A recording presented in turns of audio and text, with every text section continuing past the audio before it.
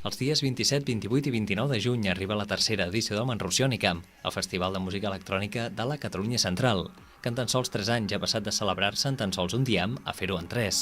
S'estrenarà el dijous 27 i ho farà en un lloc tan poc habitual com és la Cova de Sant Ignasi. El grup de la Garriga, Balàgom, actuarà en aquest espai tan poc acostumat a acollir espectacles d'aquest estil.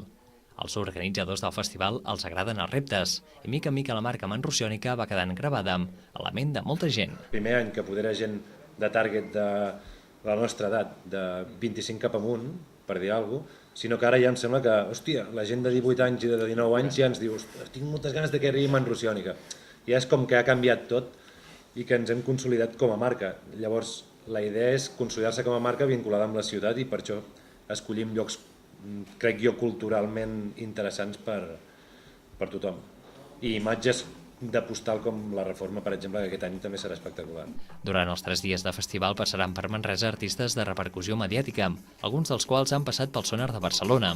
Així es podran escoltar els italians Belcebas, els històrics Chelis i Pablo Bolívar, els locals Jansky o els francesos Galactic Cowboy, Sultan o Jolly Fellow. Que et surti una iniciativa com és la de Manrociònica, que et dona una visió moderna de la ciutat, engrescadora, orientada a la gent jove, amb música electrònica, seria l'equivalent al Sonar, per entendre'ns, no? Hòstia, això ens agrada, perquè li dona a la ciutat un recorregut que altres iniciatives, amb tots els respectes, no li donen.